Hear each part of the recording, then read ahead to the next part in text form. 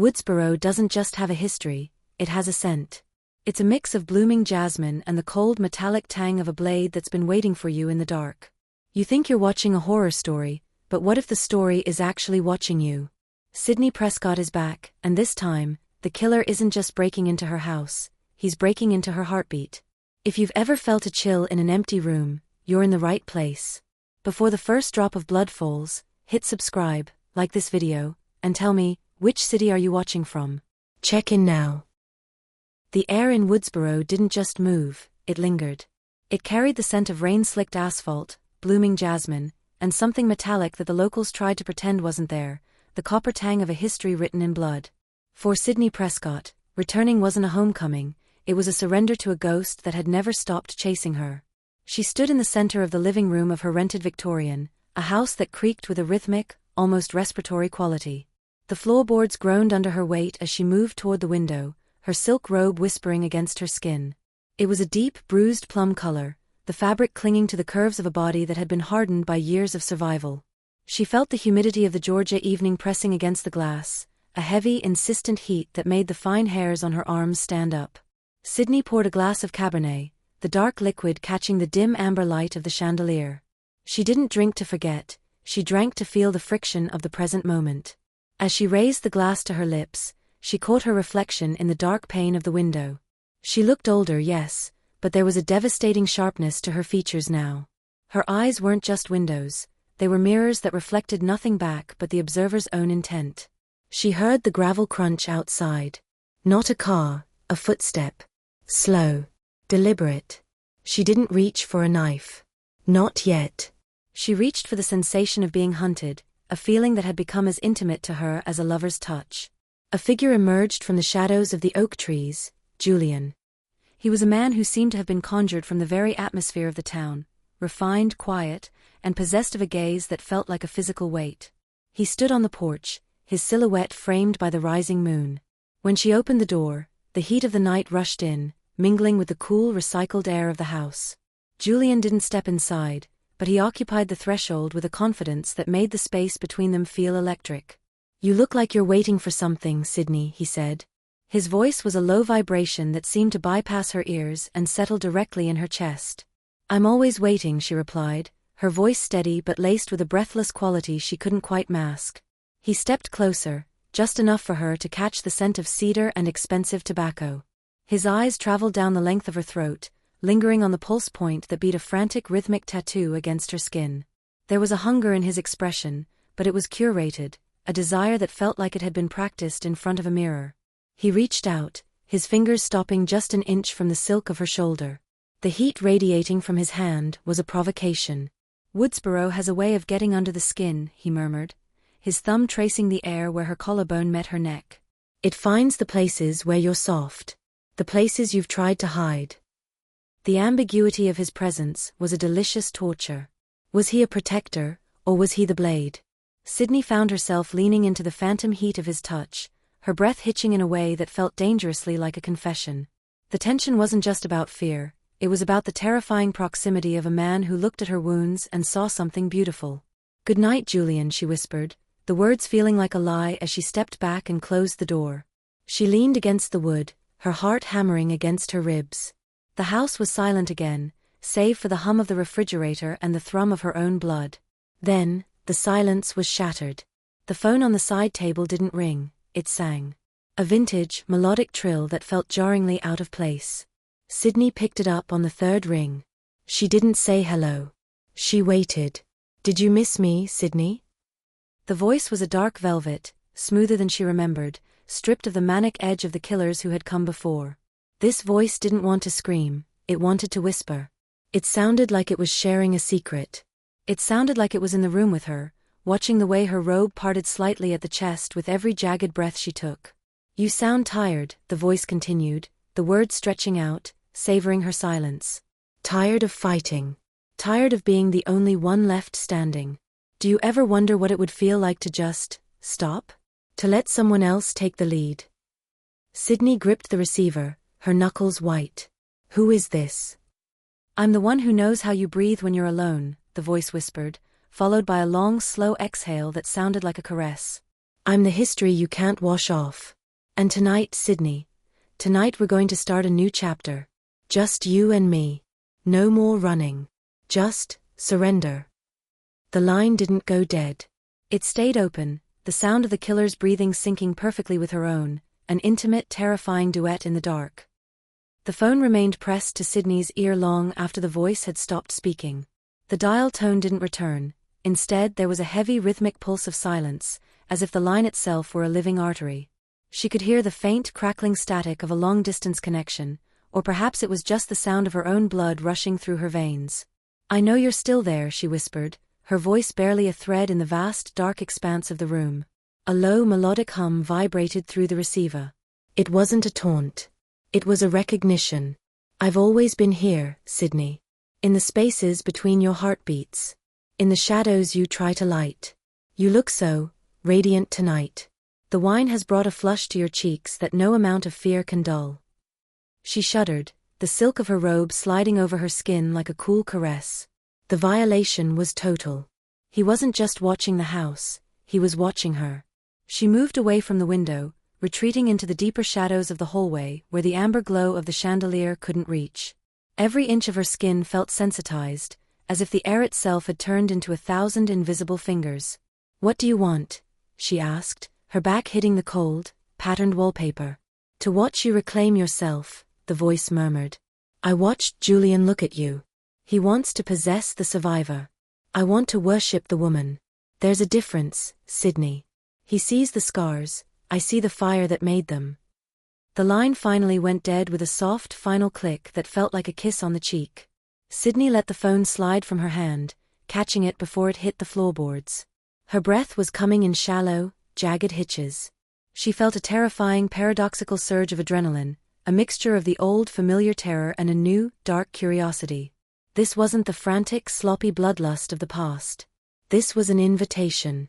She made her way upstairs, the Victorian house groaning under her feet as if it were sharing her burden. The air in the master bedroom was thick with the scent of lavender and the underlying musk of old wood. She needed to wash the night off, the scent of Julian's tobacco, the weight of the killer's gaze, the very atmosphere of Woodsboro. In the ensuite bathroom, she turned the brass handles of the clawfoot tub. Steam began to rise in thick, languid curls, turning the mirrors into opaque silver sheets. Sydney shed her robe, the fabric pooling at her feet like a discarded skin. She caught a glimpse of herself in the half-fogged glass, the curve of her hip, the tension in her shoulders, the way her breath made a small clearing circle on the mirror surface. She stepped into the water, the heat a sudden, sharp shock that made her gasp. As she sank deeper, the water rose to her collarbone, a liquid embrace that felt both protective and invasive. She closed her eyes, letting her head rest against the porcelain. Her thoughts drifted back to Julian. The way his thumb had traced the air near her throat. The heat of him. And then the voice on the phone, the way it had claimed to know her better than anyone. In the soap opera blur of Woodsboro, the lines between hero and villain, lover and killer, were beginning to dissolve into a haze of gold and crimson. She reached for the sponge, the movement slow and deliberate. As she drew it over her shoulder, she felt a sudden chill, despite the steam. She opened her eyes. The fog on the vanity mirror had been disturbed. It wasn't a footprint or a handprint. It was a single word, traced in the condensation, the water droplets still weeping down the glass like slow, clear tears. Mine. Sydney sat frozen in the tub, the water suddenly feeling like ice. She didn't scream. The time for screaming had ended years ago. Instead, she felt a dark, heavy weight settle in her gut, a realization that the breathing room was no longer hers. Someone had been in here while she was downstairs. Someone had stood exactly where she was standing now, perhaps watching the steam rise, imagining her body in the very water she was currently submerged in. She stood up, the water cascading off her in a shimmering sheet. She didn't reach for a towel immediately. She stood in the center of the room, exposed and trembling, a silent challenge to the shadows. She felt a strange, rebellious heat rising in her chest. If he wanted to watch, let him see that she wasn't afraid to be seen. She wrapped herself in a fresh white towel, tucking the end tightly over her chest. She walked back into the bedroom, her damp footsteps leaving dark marks on the rug. The French doors leading to the small balcony were closed and locked, just as she had left them. But as she approached the bed, she saw it. Lying on her pillow was a single deep red dahlia, a flower that didn't grow in her garden, but one that was known for its symbolic meaning of eternal bond and betrayal. She picked it up, the petals soft and velvety, smelling faintly of the same metallic perfume that haunted the town's streets. She looked at the door, then back at the flower. The intimacy of the gesture was more terrifying than a knife at her throat. It was a seduction of fear, a slow burn invasion that promised to strip away her defenses one layer at a time. Sydney sat on the edge of the bed, the dahlia held between her fingers. She realized then that the killer wasn't just recreations of her past. He was creating a new, shared present. And as she looked at the flower, a part of her, the part she had kept buried in the dark, felt a treacherous, forbidden pull toward the mystery. She reached over and turned off the lamp. In the sudden darkness, the only sound was her own breathing, and for a moment, she could swear she heard a second breath, perfectly synced with hers, coming from the corner of the room. "I see you," she whispered into the dark. The only answer was the rustle of the wind against the glass, like a sigh of satisfaction. The morning sun in Woodsboro didn't bring clarity, it only cast longer, more deceptive shadows. Sydney hadn't slept. She had sat in the armchair facing the bedroom door, the red dahlia wilting in her lap, its petals darkening like drying blood. By 7 a.m., the humidity had already begun to claw at the window screens, and the town's artificial peace was shattered by the rhythmic, mournful wail of a siren. It wasn't the frantic high-low of an ambulance. It was the steady, low drone of a police escort. Sydney dressed in charcoal slacks and a silk blouse that felt like armor. She drove toward the town square, her knuckles white against the steering wheel. As she approached the old Woodsboro Library, a gray stone building that smelled of damp paper and ancient secrets, she saw the yellow tape. It flickered in the breeze, a cheap plastic boundary between the mundane and the macabre. Sheriff Burke was there, looking older and more frayed than the last time she'd seen him. But it was the two figures standing near the fountain that stopped Sydney's heart. Dewey Riley looked as though the years had been a physical weight he was tired of carrying. His limp was more pronounced, and his eyes, once full of a boyish earnest hope, were now clouded with a protective weariness. Beside him stood Gail Weathers. She was a vision of sharp edges and expensive tailoring, her hair a sleek bob that caught the light like polished obsidian. She was holding a digital recorder, her thumb hovering over the button, her gaze fixed on the library doors with a predatory intensity that softened the moment she saw Sydney. The reunion wasn't cinematic. It was heavy. "Sid," Dewey said, his voice a gravelly warmth as he stepped forward to take her hands. He didn't hug her, he knew her boundaries too well, but the heat of his palms was a grounding force. "You shouldn't be here." "I don't think I have a choice, Dewey," Sydney replied, her eyes shifting to Gail. Gail didn't offer a platitude. She stepped into Sydney's personal space, the scent of her expensive French perfume momentarily masking the metallic tang of the morning air. "It's different this time, Sydney," Gail whispered, her voice low enough that the nearby deputies couldn't hear. "I've seen the preliminary photos. This isn't a slasher flick. It's a portrait." They entered the library together. The air inside was cool and stilled, the dust motes dancing in the shafts of light that pierced through the high, arched windows. In the center of the reading room, amidst the towering mahogany shelves, the stage had been set. The victim was Arthur Prynne, the head librarian, a man who had known Sydney since she was a girl, the man who had handed her books on Greek tragedies when she was trying to understand her own life. He wasn't slumped over a desk or hidden in the stacks. He was seated in a velvet armchair in the history section. He was dressed in a tuxedo that didn't belong to him, his hands folded neatly in his lap.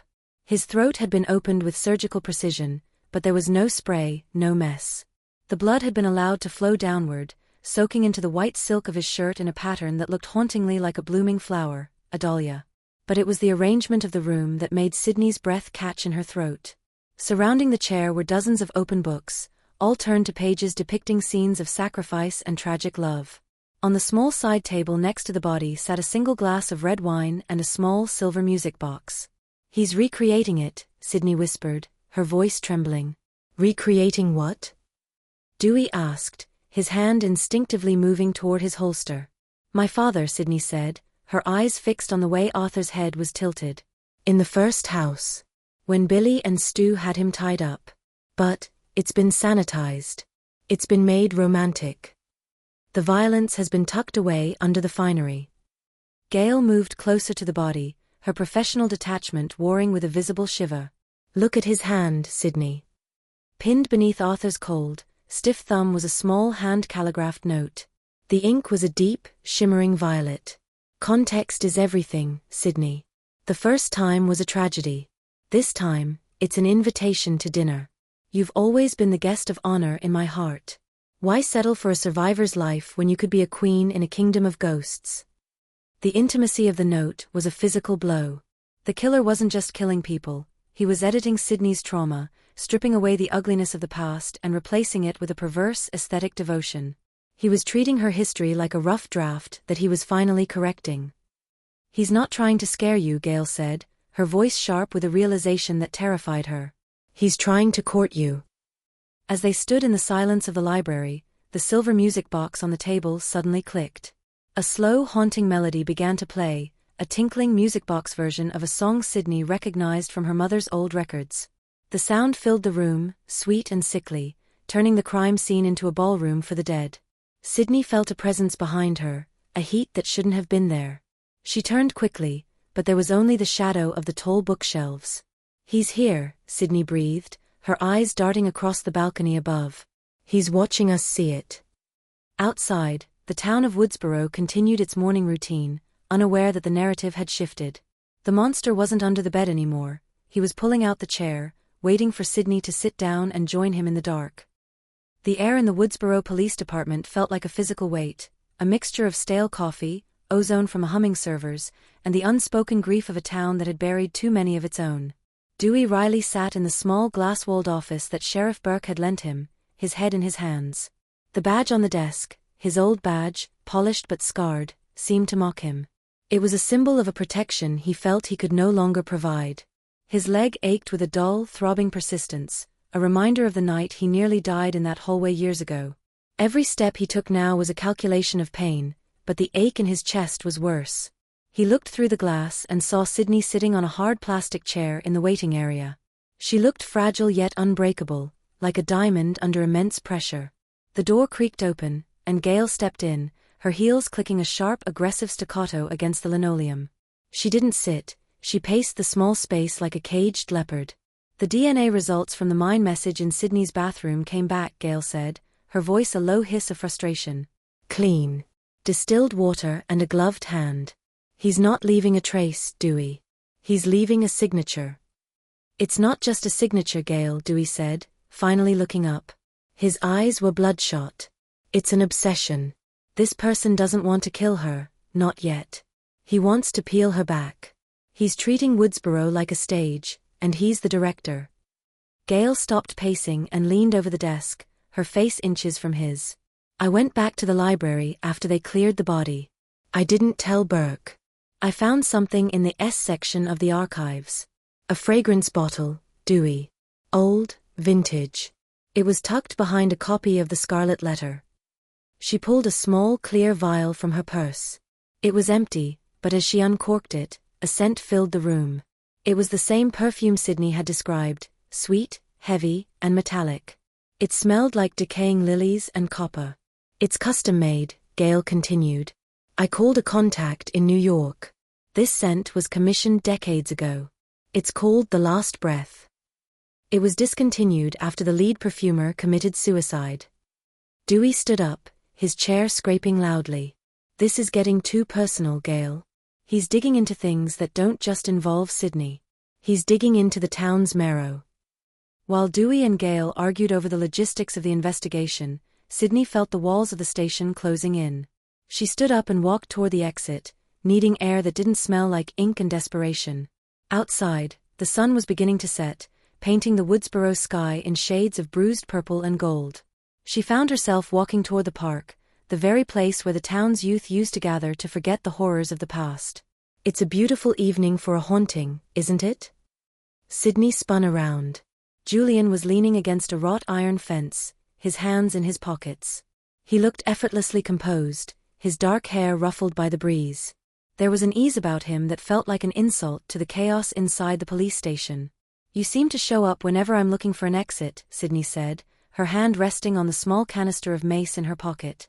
Julian stepped closer, the distance between them shrinking until she could feel the heat radiating from him. Maybe I'm just looking for the same thing. This town, it's a pressure cooker, Sydney. Everyone is waiting for the next explosion. It makes people do things they wouldn't normally do. It makes them feel things they're afraid to admit. He reached out, his hand lingering near her waist.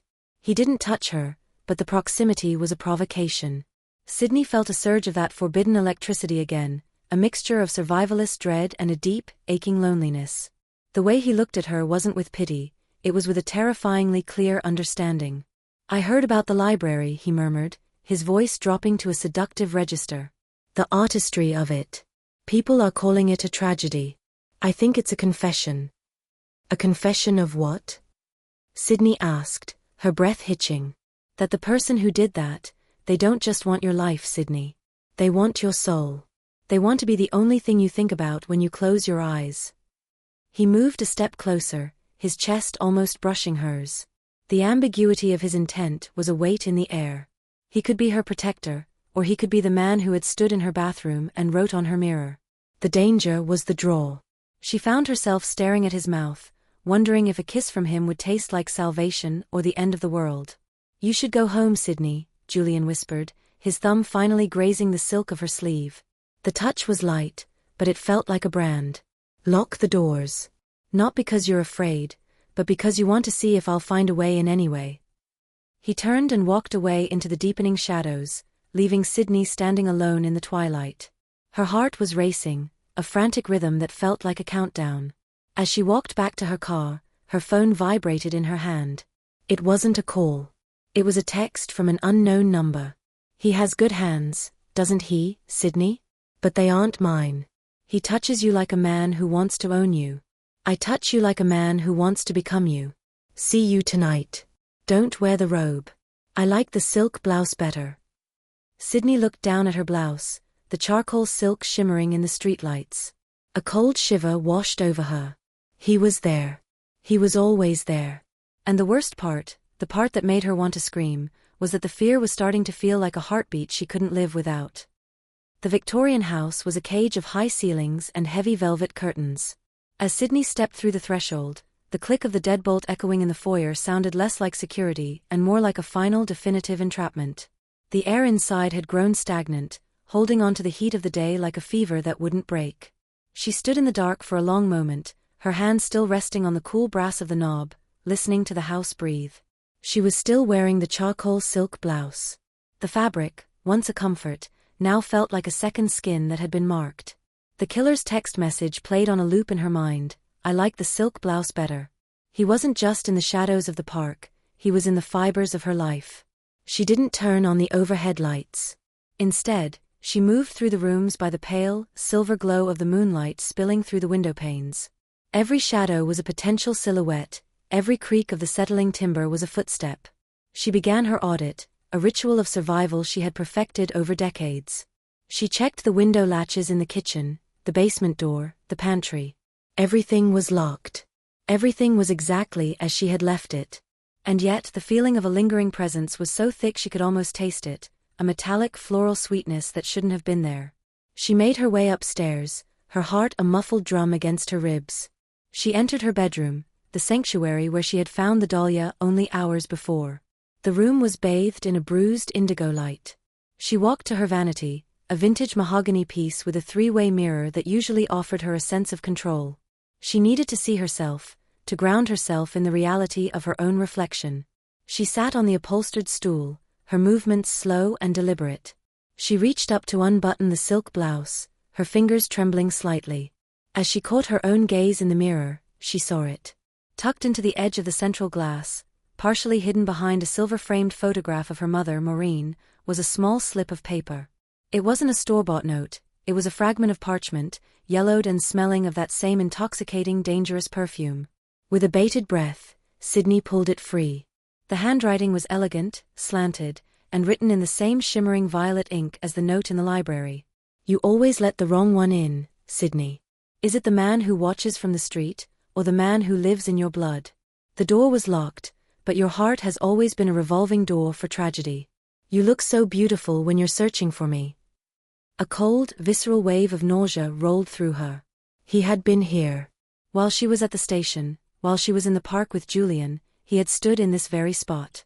He had looked at the photo of her mother, the original trauma, and used it as an anchor for his obsession. The wrong one. The phrase was a barbed hook. Was he talking about Julian? Was he talking about the magnetic pull she felt toward a man who studied her like a specimen? Or was he talking about the killer himself, a man who had already bypassed her physical perimeters and settled into her psyche? Sydney stood up, her robe slipping slightly from her shoulder. The ambiguity of the violation was what hurt the most. It wasn't a physical assault, it was a seduction of her safety. She felt a sudden frantic urge to strip, to wash away the feeling of being seen through her clothes. She moved toward the bathroom, but stopped at the threshold. The memory of the word mine weeping down the glass was too fresh. Instead, she turned back to the bedroom, her eyes scanning the corners. "Where are you?" she whispered, her voice cracking. The silence that followed was heavy and charged. And then a sound, a soft rhythmic thudding from the wall behind her bed. It wasn't a knock. It was the sound of a heart beating, or perhaps someone leaning their weight against the other side of the plaster. She approached the bed, her breath hitching. The heat in the room seemed to spike, making the silk of her blouse cling to the small of her back. She reached out a hand, touching the wallpaper. The vibration was there, faint, steady, and terrifyingly human. "Julian," she breathed, the name slipping out before she could stop it. The thudding stopped.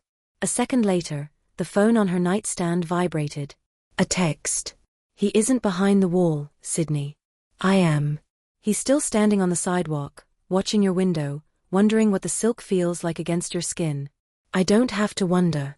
I can feel your heat through the wood. Turn off the light. Let's pretend the world doesn't exist for a moment." Sydney looked toward the window. Down below, partially obscured by the weeping willow, a figure stood. It was Julian. He was motionless, his face turned upward toward her room. He looked like a guardian, or a predator waiting for the right moment to strike. She looked back at the wall. The proximity of the killer, separated only by an inch of lath and plaster, was an intimacy that made her head spin. The fear was no longer sharp, it was a dull, heavy ache, a dark desire to stop running and simply see the face of the ghost that haunted her. She reached out and clicked the lamp off. In the sudden, absolute darkness, she felt the bed shift. Not much. Just enough to suggest a weight being placed on the far corner. She didn't scream. She didn't run. She sat on the edge of the mattress, her heart echoing the rhythm she had heard through the wall. "I'm not afraid of the dark," she whispered into the void. "I know," a voice replied, not from the phone, and not from the wall, but from the air right beside her ear. A cool breath brushed the nape of her neck, sending a shiver down her spine that was as much a spark of electricity as it was a chill of terror. "That's why you're the only one who can play this game to the end." She turned, her hand reaching out into the blackness, but her fingers met only empty air and the lingering metallic scent of the last breath. He was gone as quickly as a shadow, leaving her alone with the weight of her own heartbeat and the silent, watching man in the street below. The perimeter hadn't just been breached, it had been erased. The morning after the breach, Woodsboro was smothered in a thick, low-lying mist that made the town feel like it was underwater.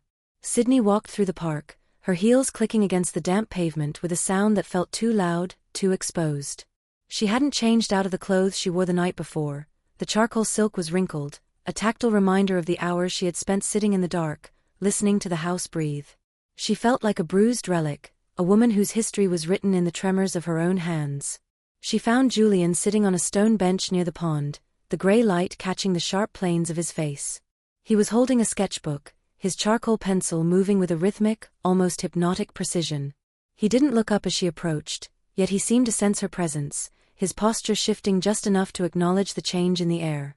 "You didn't sleep," he said, his voice a low vibration that seemed to cut through the fog. "It wasn't a question." "You were outside my house," Sydney countered, her voice raspy from disuse. She stood just out of reach, her coat wrapped tightly around her, though she could still feel the phantom heat of the killer's breath on her neck from the night before. "Why, Julian? Why were you standing there like a sentinel?" Julian finally looked up. His eyes were a storm cloud gray, unreadable and deep. He slowly closed his sketchbook, his thumb lingering on the edge of the paper. "In a town like this, Sydney, silence is never just silence. It's a countdown. I saw the way you looked at the library. I saw the way you walked into that house, like you were entering a tomb you'd already bought the plot for." He stood up, moving with a controlled grace that made Sydney's pulse spike. He stepped into her personal space, the scent of cedar and that sharp intellectual coldness surrounding her. I wasn't watching the house. I was watching the perimeter.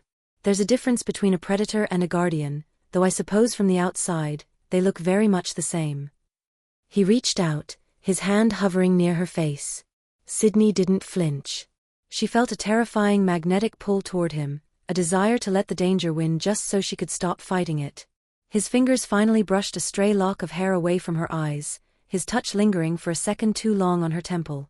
It was a gesture of immense intimacy, one that felt like a claim. You're vibrating, Sydney, he whispered, his face inches from hers. Is it fear, or is it the realization that you're finally being seen? Not as a survivor. Not as a headline. But as a woman who is tired of carrying the weight of the dead. The ambiguity of his words was a delicious, dark wine. Sydney felt her breath catch, her chest rising and falling against the cold air. The tension between them was thick, a physical weight that made her skin hum. She wanted to push him away, to scream for Dewey, to run back to the safety of the locks, but she also wanted to see where this path led. She wanted to know if the heat she felt from him was the same fire the killer spoke of. You talk like you know me, she breathed, her gaze dropping to his mouth.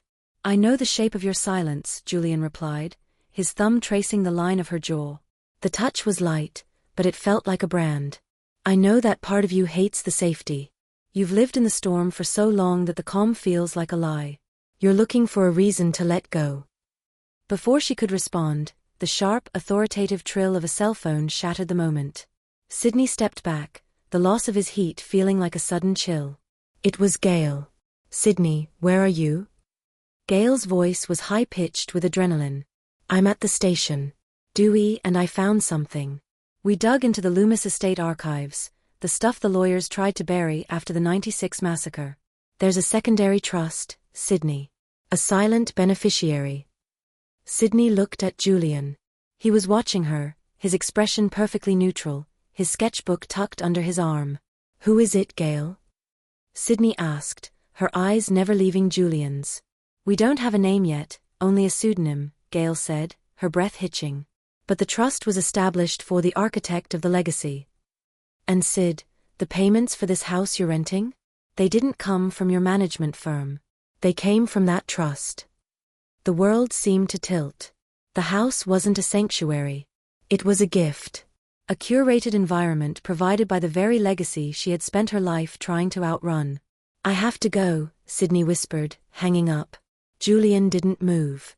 He simply watched her, a faint, knowing smile playing at the corners of his lips. The truth has a way of finding the cracks, Sydney. Just remember, sometimes the person who builds the cage is the only one who has the key. As she turned to walk away, she felt his gaze on her back like a physical weight. The distrust was a jagged glass in her stomach, but the desire, the dark magnetic pull toward a man who might be her destruction, was the only thing that made her feel alive. The house did not feel like wood and mortar anymore, it felt like a skin Sydney Prescott had been forced to inhabit. As she pulled into the driveway, the Victorian structure seemed to lean over her, its gingerbread trim looking like jagged teeth against the bruised orange of the setting sun. Gail's words vibrated in her skull, the payments for this house came from that trust. Every floorboard she stepped on, every door she opened, was a gift from a legacy of blood. The architect hadn't just chosen this place for her, he had built a stage. She didn't wait for Gail and Dewey. She went straight to the library, her own personal library inside the house, and began to tear at the edges of the wallpaper. She was looking for the cracks Julian had mentioned. Her breath came in short, sharp bursts, the silk of her blouse dampened by a cold sweat. The house was too quiet, yet it felt crowded with the presence of the men who had shaped her life, her father Billy, and now this new nameless shadow. The door chimes rang, a melodic haunting sound that made her jump. It was Gail and Dewey. They didn't wait for her to answer. Dewey had his own key, a symbol of a protection that now felt futile. Sydney, stop, Dewey said, catching her by the wrists as she tried to pull a heavy mahogany mirror from the wall. You're going to hurt yourself. It's a stage, Dewey, she cried, her eyes wild. He's watching. He's always been watching. The trust, the house, the perfume, it's all a script. Gail stepped forward, her face pale despite the perfect application of her foundation. She held a thick manila folder stamped with the logo of a law firm that had been defunct for a decade. "It's worse than that, Sid. We tracked the architect pseudonym. It wasn't just a trust for money. It was a trust for information. Someone has been collecting every psychiatric report, every crime scene photo, every private letter you've written since 1996. She spread the papers out on the library table. Among them were floor plans of this very house. But they weren't standard blueprints. They were annotated in that same shimmering violet ink. Red circles were drawn around the bedroom, the bathroom, and the vanity. "He didn't just rent this for you," Gail whispered. "He modified it." Sydney felt a wave of cold heat wash over her. She turned back to the mirror she had been trying to move. It was a massive ornate piece with gilded cherubs at the corners. With Dewey's help, they pried it away from the wall. Behind it was not a solid wall, but a pane of two-way glass. It looked into the master bedroom. Sydney walked slowly toward the glass, her hand trembling as she touched the cold surface. From this side she could see her unmade bed, the discarded dahlia on the pillow, and the vanity where she had sat the night before, unbuttoning her blouse while the killer watched from the breathing room behind the plaster. The violation was so intimate it felt like a physical touch. She could almost feel his eyes on her skin, tracing the curve of her shoulder, savoring the rhythm of her fear. The sexual tension that had been building since her return, the pull toward Julian, the seductive voice on the phone, was revealed for what it truly was, a curated seductiveness, a trap designed to make her fall in love with her own destruction. "He was right here," Sydney breathed, her forehead leaning against the glass. "He watched me sleep. He watched me, everything." "There are more," Dewey said, his voice thick with rage as he began to check behind the other paintings and mirrors in the house. "Cameras, mics. It's a goddamn dollhouse." Gail was looking at the files again, her eyes darting across the pages. "Sydney, look at this. The trust wasn't just funded by the Loomis estate. There were secondary deposits. Small, regular amounts. They started 5 years ago. The source is a private account in London."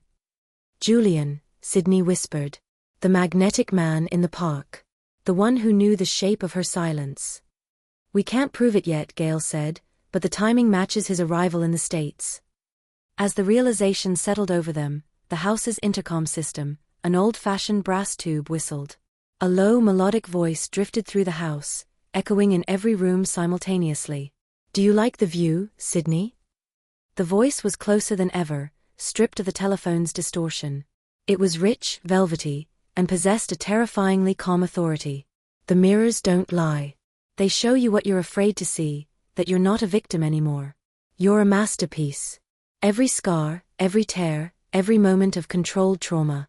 I've preserved it all. Julian sees the beauty in the scars, doesn't he? But I'm the one who gave them meaning." Sydney stepped away from the glass, her heart hammering a frantic rhythmic tattoo. She felt a sudden rebellious surge of agency. She looked at the two-way glass, imagining the man standing on the other side. "You're not an architect," she said, her voice steadying. "You're a parasite." "A parasite lives off the host, Sydney," the voice chuckled, a sound that felt like a caress. "A lover lives for the host. Tonight, the house is going to breathe one last time. Don't worry about Dewey and Gail. They're just background actors. The finale is just for us. Wear the silk, Sydney. I want to see how it moves when you finally stop running." The intercom went dead. Dewey drew his weapon, his eyes scanning the shadows of the hallway. "We're getting out of here. Now." But as they moved toward the front door, the heavy oak frame clicked. The sound of high-tech electromagnetic locks engaging echoed through the foyer.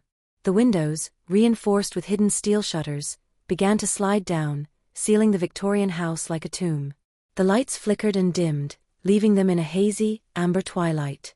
The scent of the last breath intensified, filling the air with its metallic, floral sweetness. Sydney stood in the center of the foyer, the silk of her blouse clinging to her skin. She wasn't running. She was waiting. The mirrors were shadows now, and the shadows were beginning to move. The amber light in the foyer didn't just dim, it curdled, turning the air into a thick, syrupy haze that tasted of copper and lilies. As the steel shutters hissed into place, a heavy mechanical finality settled over the house. Dewey and Gail were mere feet away, but as a hidden partition of reinforced oak slid silently from the wall, they were severed from Sydney's sight. Their muffled shouts and the frantic thudding of Dewey's shoulder against the wood felt like sounds coming from another lifetime. Sydney was alone in the center of the grand hallway. The house, her gift, was breathing. "The stage is clear, Sydney," the voice echoed, no longer through the intercom, but seemingly from the very architecture itself. It was low, vibrato-heavy, and carried an intimacy that made the silk of her charcoal blouse feel like a trail of ice against her skin. "No more background noise. No more protectors who don't understand the poetry of your scars." She moved toward the stairs, her footsteps swallowed by the plush, crimson carpet. The heat in the house was rising, a deliberate suffocating warmth that made the moisture bead on her upper lip. She reached the landing of the second floor, her hand trailing along the banister. The wood felt warm, almost like flesh. She entered the master bedroom. The two-way glass was now a dark, impenetrable void, reflecting her own image back at her. She looked disheveled, her hair damp at the temples, the top buttons of her blouse undone from the frantic energy of the previous hour. She looked like a woman on the verge of a breakdown, or a woman on the verge of an awakening. "Do you feel the heat, Sydney?" The voice was a whisper now, coming from the shadows of the canopy bed. A figure stepped out. He wasn't wearing the mask, not yet. He was draped in the darkness of a tailored suit, his silhouette mirroring the controlled grace of Julian, but the energy was different. It was predatory, yet worshipful. He didn't move toward her with a blade, he moved toward her with a gaze that felt like a physical violation. "You've spent your life running from the end of the movie," he said, his voice melodic and calm. He stopped just outside the circle of light cast by the bedside lamp. "But this isn't a movie. It's a marriage. A union of the ghost and the girl." He reached out, his gloved hand stopping inches from her throat. The leather was matte, black, and smelled of the same metallic perfume. "The silk looks better when you're trembling. It catches the light in ways that make me want to rewrite every chapter of your pain." Sydney didn't pull away. The soap opera drama of the moment, the locked room, the rising heat, the magnetic danger of the man before her, wrapped around her like a shroud. She felt a terrifying, traitorous pulse of desire. Not for the man, but for the end of the uncertainty. She wanted to know the face of her obsession. "Then show me," she breathed, her voice a jagged edge of defiance and exhaustion. "Stop the metaphors. Stop the curation. If you want to own the narrative, show me the author." The figure let out a low, appreciative chuckle. He moved closer, the heat radiating from him mingling with the steam still lingering from her bath. He leaned in, his lips brushing the shell of her ear. The proximity was electric, a dark, forbidden charge that made her knees weak. "You always let the wrong one in, Sydney," he whispered, repeating the note from the mirror. "But what if the wrong one is the only one who truly sees you? Julian wants to study you. I want to be the air in your lungs." He reached for the buttons of her blouse, his movements agonizingly slow. Each click of the fabric releasing felt like a heartbeat. The ambiguity of the moment was a suffocating weight. Was this an assault, or a seduction? In the twisted logic of Woodsboro, the two had become indistinguishable. "You're not going to kill me," Sydney said, her eyes locking onto the shadow where his face should be. "I'm going to do something much worse," he replied, his thumb grazing the pulse point at her neck. "I'm going to make you realize that you've been waiting for me. That the fear you feel, it's the only thing that makes you feel whole." Suddenly, the house groaned. A rhythmic, heavy thudding began to vibrate through the floorboards, the sound of the heart she had heard through the wall. The lights flickered to a blinding white, and then plunged into total darkness. When the emergency amber lights kicked in seconds later, the figure was gone. Sydney stood alone in the center of the room, her blouse open, her skin flushed and damp. On the bed where the shadow had stood, lay a new gift, a small silver key and a handheld tape recorder. She picked up the recorder, her fingers shaking. She pressed play. A soft, melodic voice message played, the same one that had haunted her dreams. "You never really hang up, Sydney. The house is open now. Dewey and Gale are safe. But the door to your mind? That's a lock only I have the key to. Sleep well, my queen. I'll be watching from the mirrors." Outside, the steel shutters began to rise with a slow mechanical grind. The morning sun began to bleed through the trees, pale and sickly. Sydney walked to the window and looked down. Julian was gone. The street was empty. She looked at the silver key in her palm. It wasn't for a door. It was for a small locked box hidden beneath the floorboards of the vanity, a box she knew, with a sickening certainty, contained the secrets her mother had died to keep. Sydney sat on the edge of the bed and pulled the charcoal silk blouse closed, clutching it to her chest. She wasn't a survivor anymore. She was a protagonist in a story she no longer controlled. The phone on the nightstand rang one last time. She didn't answer.